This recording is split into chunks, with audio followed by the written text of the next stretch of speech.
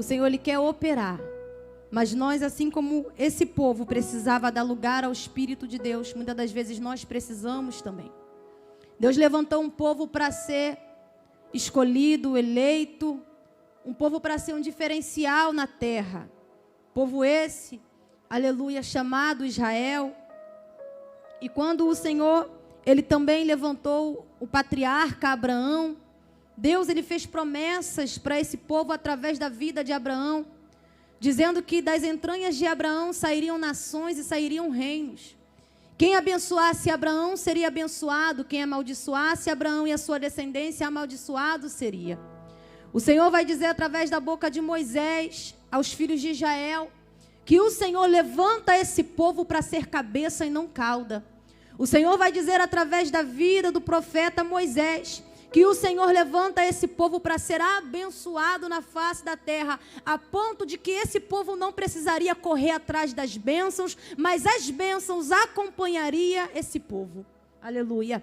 Deus vai dizer através da vida de Moisés para esse povo, que esse povo reinaria e dominaria sobre os seus adversários. E é isso que Deus tem comigo e é isso que Deus tem contigo. Deus nos faz promessas, Deus nos chama, Deus nos levanta. Só que o Senhor, da mesma forma que Ele vai fazer promessa, Ele também vai dar um segredo para nós mantermos a promessa. Porque alcançar a promessa, a gente consegue alcançar. Mas existe um desafio, o desafio esse é manter a promessa que o Senhor nos concedeu, manter o cumprimento da promessa. Deus estabelece a família, mas está na minha e na sua mão manter a bênção do Senhor sobre a família. Deus abre a porta de trabalho, mas está na minha e na tua mão manter aquela porta aberta. Deus faz o sobrenatural acontecer na minha e na tua vida. Só que o Senhor, Ele também vai liberar um segredo, uma receita para nós mantermos aquilo que o Senhor nos entregou. Deus vai dizer para esse povo: se atentamente ouvires a minha voz e teres o cuidado de guardar os meus mandamentos, a minha palavra, vocês serão abençoados. Mas uma vez que vocês não me ouvirem e esquecerem dos meus mandamentos, os seus inimigos alcançarão vocês, os seus inimigos prevalecerão sobre vocês. Mas se vocês guardarem a minha palavra, ainda que o teu adversário venha contra ti por um caminho, por 7 caminhos eles terão que fugir da tua presença. Esse povo tem promessa, vive a promessa, é realizado, aleluia, alcança a promessa de Deus. Deus cumpre com a sua palavra, só que em um período da história desse povo, eles vão esquecer dos mandamentos, eles vão esquecer da voz de Deus, eles vão deixar de priorizar a presença, e é nesse momento que eles vão se distrair com os costumes dos pagãos, eles vão se distrair com o costume daquele que não tinha compromisso com Deus, eles vão se distrair com aqueles que não eram exemplo, eles vão se distrair com aqueles que não professavam os mesmos valores, a mesma fé e a mesma crença. E quando esse povo esquece daquilo que foi ensinado e começa a praticar aquilo que não era ensinado por Deus, eles se afastam da bênção, eles se afastam da promessa, eles se afastam de viver, aleluia, a vida abundante que o Senhor preparou para eles. E quando isso acontece, o Senhor vai usar os seus profetas para trazer o povo de volta para o centro do seu querer. Deus, Ele usa os seus vasos, os seus profetas, para fazer com que esse povo volte às primeiras obras, para fazer com que esse povo volte a servir a Deus de inteireza de coração. Só que esse povo, ele se afasta tanto da presença de Deus, a ponto de não conseguir ouvir a voz do Senhor. Eles vão seguir a liturgia, eles vão continuar indo para o culto, eles continuam indo para o templo, eles continuam entregando o sacrifício no templo, mas Isaías vai profetizar e vai dizer que esse povo estava honrando a Deus com os lábios, mas o seu coração estava longe de Deus. Só que Deus, Ele não vai se cansar de trazer esse povo de volta para o centro do querer dEle. Por quê, Flávia? Porque o Senhor, Ele nunca vai desistir de completar a obra que Ele começou na tua vida. Deus, ainda que tivesse que usar meios dolorosos, o Senhor iria usar para não perder esse povo. Deus adverte esse povo, Deus alerta esse povo, Deus usa os seus profetas para dizer: se vocês não se arrependerem, eu vou enviar o castigo. Se vocês não se posicionarem da maneira que eu quero, eu vou permitir o cativeiro. Se vocês não se colocarem, aleluia, no querer que eu espero, eu vou permitir os seus adversários prevalecerem contra vossas vidas. Eles não ouvem. E Deus cumpre com a sua palavra, porque o mesmo Deus que cumpre com a palavra de bênção é o mesmo Deus que cumpre com a palavra de castigo e advertência. Deus permite o cativeiro. Os inimigos se levantam, levam esse povo que foi chamado para triunfar, cativos como escravo. Levam esse povo que foi chamado para ser abençoado, cativos como escravo. E eles vão para a Babilônia. O texto vai dizer, aleluia, que quando eles chegam na Babilônia como escravo, o salmista ele vai narrar no Salmo 137, que às margens do rio da Babilônia eles assentavam e choravam, lembrando de Sião, lembrando de Jerusalém, lembrando do lugar em que eles se alegravam, lembrando do lugar em que eles eram livres para adorar. Eles se assentam às margens do rio, lembrando dos dias de alegria, lembrando de quando eles se reuniam com a família, lembrando de quando eles tinham a livre acesso, aleluia, para adorar com seus amigos. E o texto vai dizer que eles se apegaram, aleluia, penduravam a sua harpa no salgueiro, enquanto seus adversários, aqueles que o levaram cativo, pediam a eles uma canção. Labai que andaravachúria. E ele vai declarar que a minha língua se apegue ao meu paladar, se eu não voltar para Sião. Penduramos as nossas harpas no salgueiro, porque na situação que a gente está, a gente não consegue adorar.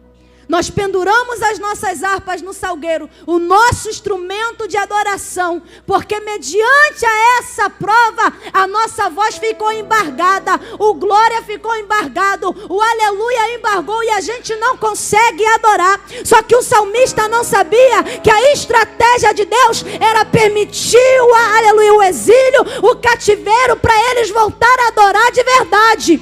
Abarachuricandarábia. Porque eu costumo dizer e digo sempre, quando a gente está na prova, ou a gente adora de verdade, ou a gente não consegue adorar. Aleluia. E adorador aprende a adorar na prova. Adorador aprende a adorar na luta. Eu não sei o que está faltando na tua casa, mas eu sei que se você conseguiu chegar aqui é porque você aprendeu a adorar na prova. Eu não sei o que está faltando na tua vida, mas eu entendo que você conseguiu chegar aqui para ouvir essa palavra. É porque o Senhor está me ensinando e te ensinando o que é adoração. O salmista ele vai precisar entender. Deus permite o cativeiro. Deus permite o momento da dor. Deus permite o momento da dificuldade, mas Deus tem um propósito no sofrimento. Deus não permite o sofrimento para maltratar o povo. Deus permite o sofrimento para ensinar o povo, aleluia, que enquanto Deus for a prioridade deles, aleluia, eles serão a prioridade de Deus. Deus permite o sofrimento para me entender que enquanto Deus for a minha prioridade, eu serei prioridade de Deus. E Ele está dizendo para mim e para você, aleluia, enquanto eu for a tua prioridade, aleluia, você será a minha também. Mesmo no cativeiro, o Senhor não vai esquecer esse povo. Mesmo na luta, mesmo tratando conosco, Deus sempre vai arrumar um meio de nós lembrarmos da misericórdia e do favor do Senhor.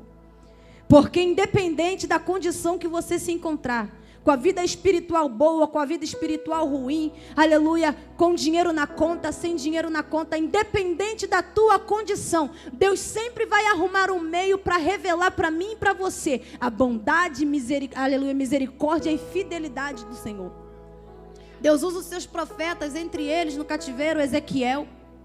Ezequiel é levantado por Deus, foi ensinado a ser um sacerdote, cresceu, aleluia, ensinado a ser um sacerdote, foi preparado, foi consagrado para ser um sacerdote, e agora vai para o exílio junto com os cativos, e ele vai para o exílio, e quando ele chega no exílio, Deus muda o cenário de Ezequiel, levantando Ezequiel como um profeta. O nome Ezequiel quer dizer: o Senhor é a minha força, o Deus fortalece. A figura de Ezequiel naquele cativeiro se lembrava, aleluia, que o Senhor ainda era o sustento daquele povo. Talvez Ezequiel não procurou estar naquela situação junto com os cativos. Talvez Ezequiel nem merecesse estar no cativeiro por causa daquele povo. Mas o Senhor permite o profeta ir. Porque no cativeiro, ainda que Ezequiel não mereça estar, Deus também tem um propósito com ele. É por causa de Ezequiel ali que o Senhor ainda leva a mensagem para aquele povo. É através da vida de Ezequiel que aquele povo entende que Deus ainda tem algo a realizar. É por causa da vida de Ezequiel que aquele povo vai lembrar de Deus. Talvez o profeta não merecesse estar na condição que ele estava.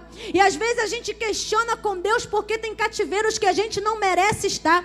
Às vezes a gente questiona com Deus porque tem processo que a gente olha e diz: Senhor, eu não plantei para semear isso, eu não fiz nada para colher isso, perdão. E a gente se indaga, questiona com Deus, mas Deus fala: eu permito o cativeiro, eu permito a prova, eu permito a luta, porque é através da tua vida que eu me comunico com, aleluia, aquele que eu quero me comunicar. É através da tua vida que eu trago o livramento. É através da tua vida que eu não permito a morte chegar na tua casa. É por causa da tua vida que uma sepultura foi fechada. Foi por causa da tua vida, aleluia, que alguém entendeu que eu sou misericórdia, ainda que eles não mereçam.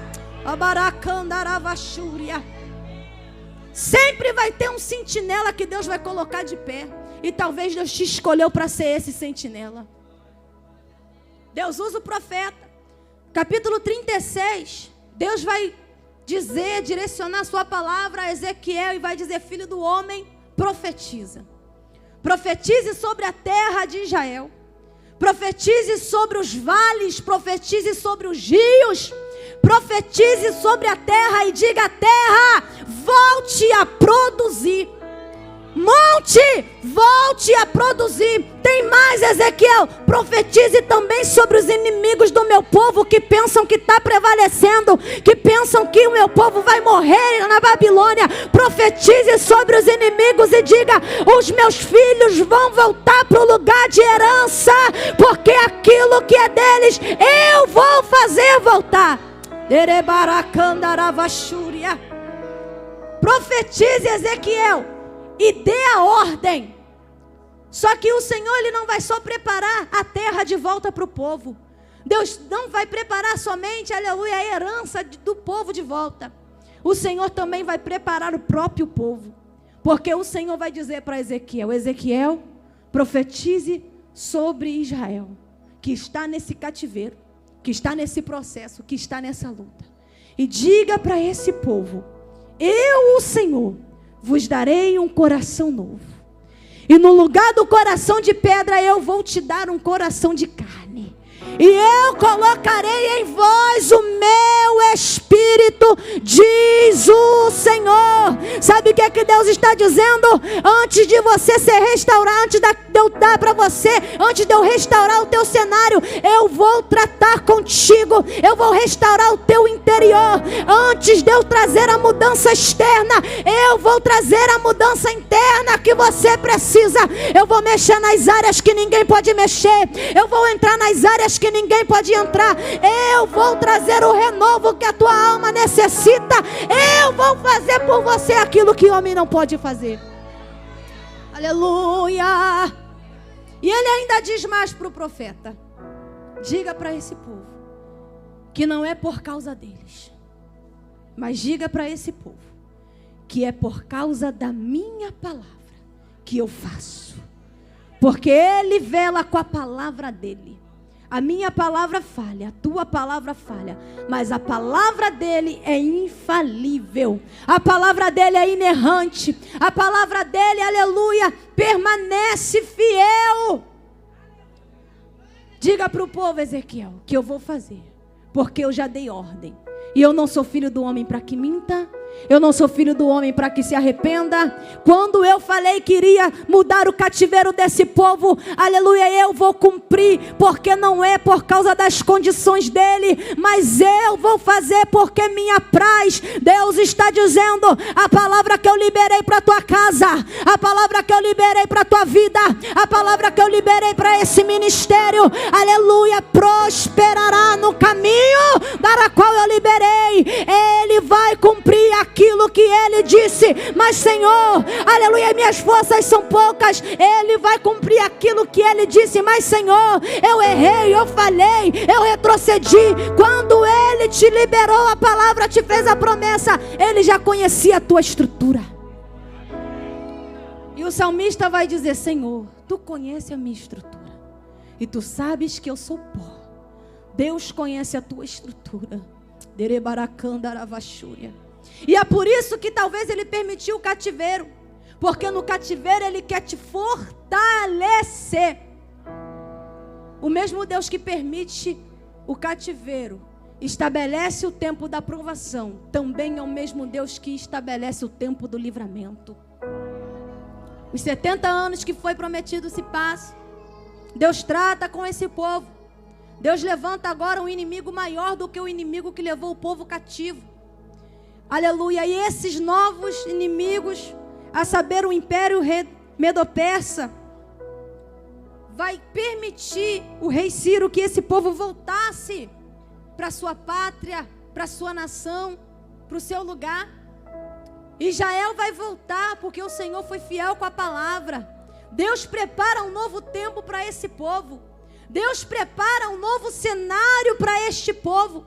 O salmista no Salmo 126, quando eles regressam, quando eles estão prestes a viver um novo tempo, vai declarar, aleluia, que o Senhor fez grandes coisas por eles e por isso eles estavam alegres. Só que o que me chama a atenção é que o salmista também vai declarar: se diziam entre as nações, grandes coisas fez o Senhor a nós, por isso estamos alegres. Flávia, não entendi. Alguém teve que reconhecer que o mesmo Deus que levou eles para o processo, arrancou com mão forte para dar livramento. Alguém teve que reconhecer que o mesmo Deus que tratou com eles, não deixou eles perecerem no meio do caminho. Deus está dizendo para alguém: a tua situação parece até um vale de ossos secos, parece que não vai ter vida, parece que vai sucumbir, parece que vai ficar da mesma maneira, mas Deus está dizendo: comece a profetizar no teu vale,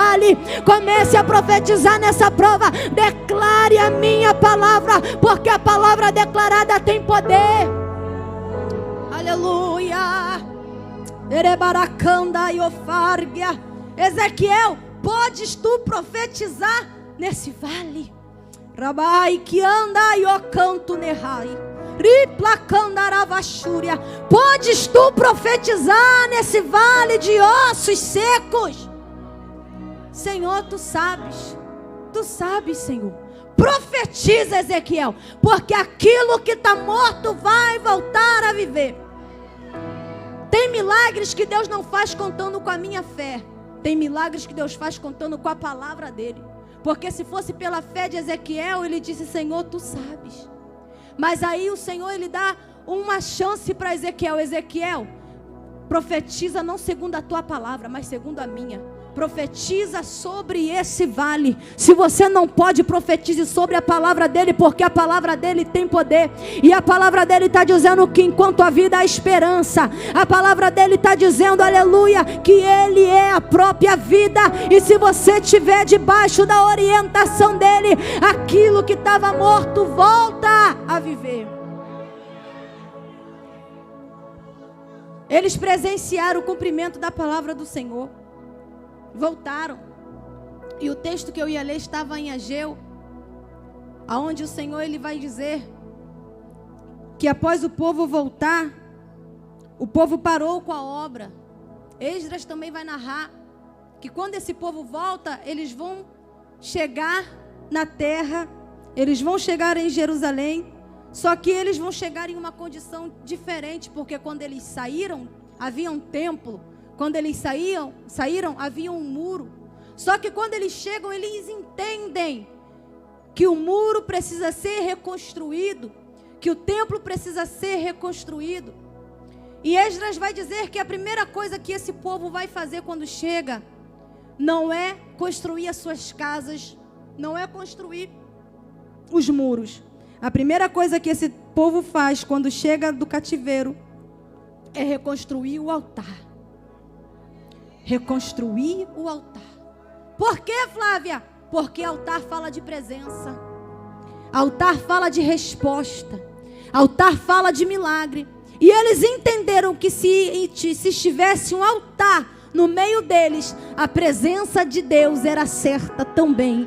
Deus está dizendo: enquanto o meu altar estiver erguido na tua casa, enquanto você tiver um altar erguido na minha presença, não vai faltar resposta, não vai faltar milagre, não vai faltar, aleluia, provisão. Levante o altar da adoração hoje, levante o altar da oração, levante o altar da consagração, porque enquanto o altar estiver erguido, os teus inimigos poderão querer paralisar a obra, mas Deus está dizendo: enquanto você priorizar o meu altar, eu serei contigo, diz o Senhor.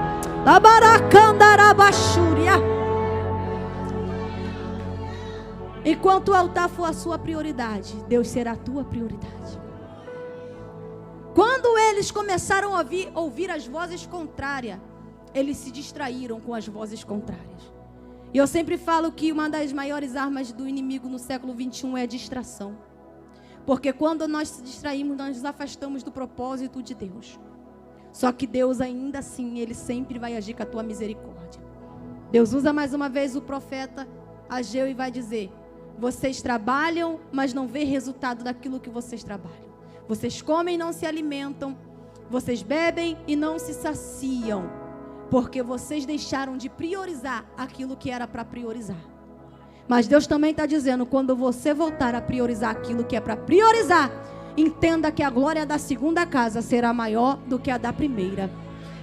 O Senhor disse.